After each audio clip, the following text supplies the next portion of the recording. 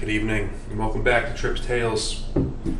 Tonight, we're taking a look at Island Walker. Episode 20, A Warm Welcome. Eric and Alf approach the large yellow mansion, unsure of what to expect. The three cannons, one swivel on the deck atop the main door, menaced above. Eleanor Habitat's domicile appeared abandoned. "So you picked one out yet?" Eric asked. Alf had been deciding what his new identity should be. I think I like Sigurd Gadsen, a name from myth, and the son of Gad in Norwegian. Dag backwards. I want to do that for his memory. As for my backstory, I grew up in a small town in New York, and I found a love for farming. Then I read about the wonderful work of Professor Sigurd and wanted to volunteer. Is that okay? Of course. I want to volunteer in the university for him. You think farm work is for you? Better than life on the ocean for me. I need a break. How does that sound?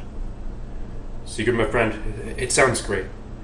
Just make sure you pick a town in New York, because people will ask. Maybe I'll visit it and see for myself. Sigurd stopped for a moment. You know, I guess Alf really did die. I guess so. The two approached the door. Any ideas yet? We'll try to bribe her for a lower cut. But, she did try to have me killed after all. And if it doesn't work, we'll threaten her with a hafka for millets. Lagatha gave me a way to contact her. I guess I got away without giving out all of Eleanor's information because, well, she trusts me now. Eric took a short breath and knocked on the door. Let's just hope she doesn't recognize you. Sigurd froze stiff.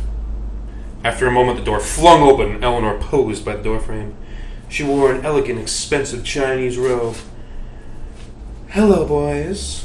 She surveyed the two. "Wait, where's Bart? And who are you?" "This is my volunteer, Sigurd. I briefed him on everything. Bart couldn't make it. But we were successful," Eric said. Eleanor's look of concern switched to excitement. "Any artifacts?" Eric procured the first object he picked up on the Kraken, the rest of the knife that Alf originally uncovered. "This is a small portion of the findings. More later. Could we come in to talk about logistics?" "Of course." Eleanor led them inside and urged them to sit down around a glass table lit by decorative candles. "Come in. Let me get you a tranquil toast to our success." She rushed off as Eric attempted to get comfortable. Sigurd felt how Eric did the first time he was there. He'd never been in any place like this in his entire life. "Red wine okay?" She came back with full glasses. "It's what I had accessible." "It's fine." Eric took his glass as Sigurd stared at the drink placed in front of him. He wasn't sure if he could even afford the cup. "A toast," Eleanor declared. "Wait, I have something to say first." "Of course." "Bart is no longer with us, but he did let slip something. That you and he were working together to make sure I was out of the picture." "It doesn't matter anymore. Now it's just you and me." "No. Things got a little more complicated. I found a secret organization called the Hafka for Millets. If you don't meet my demands, then we'll make sure they find you." "Okay, Eric, settle down. What demands do you have?" "You can still have a cut of the prize, but only after I've studied everything. I'm not interested in the money, but there will be a penalty for attempted murder." "So everyone still gets what they want. I can drink to that." "I'm glad you understand." Everyone raised their glasses. "Skål!" "Skål!" No sooner had Eric raised the glass to his lips than he felt something amiss. Instinctively, he slapped Sigurd's cup out of his hands. Hey, what was that about?" Eric felt the cup around the alcohol. It was oily. "What are you playing at?" He threw the drink in Eleanor's face in disgust. The liquid hit the candles on the table and a hot, fiery blaze shot out as they fell. In no time, the tablecloth was on fire. Hungry flames spread. "No, what are you doing?" Fire jumped into Eleanor's eyes in the form of pure hatred. "You try to kill us with a mix of poison and fuel so you can take all the glory for yourself? You were going to double-cross Bart anyway, and I think we trusted you." Eleanor reached for the nearest weapon, a rapier. There's no point in calling the butler. The fire had already spread too far, and she was sure he was trying to grab help. What makes you'll still think that you'll leave here alive? Eric reached for a spear. You know, more fighters in medieval times used spears, right? Because the sword was too short and inefficient. Back down now, and no one gets hurt. The fire spread the curtains and the artifacts. It hurt him so much that all this was getting destroyed, but what good was it doing just sitting here in this woman's house? Did she even have any intention to make her museum, or even educate? Or was this just an excuse to just take more things for herself? Eleanor grabbed another rapier from the wall. Well, I guess they were just bad fighters. She charged, and Eric repelled the best he could with the spear.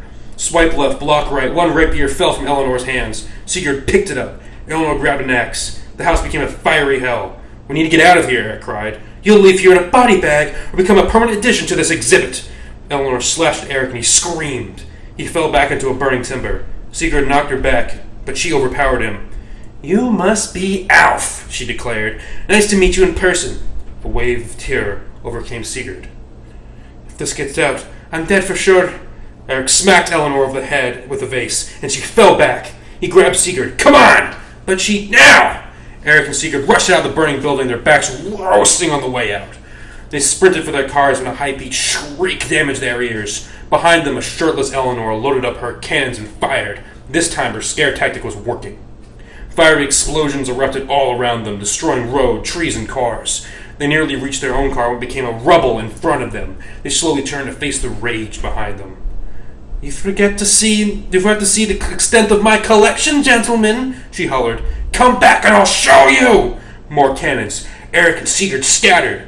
You think I'll never give up my prizes to you? All you professors are idiots. Loyal, like dogs, to anyone who gives you money to do what you want. When really, you're doing what we want. Not that you'll know any better. So come, you dogs, come to your owner! Bam, bam! Suddenly a loud crunch scrapped the air.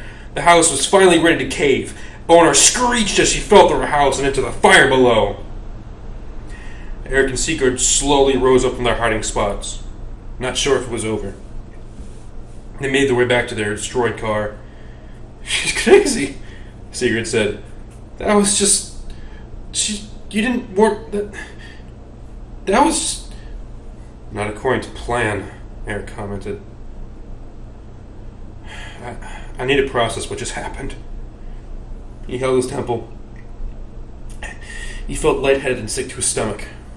A hand fell on his shoulder and he spun around. It was the butler.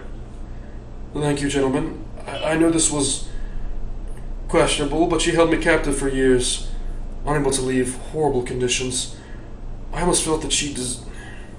But I am a man who believes in karma. Tell me, is there anything I can do for you? Well, we can use a ride. We'll have a next time.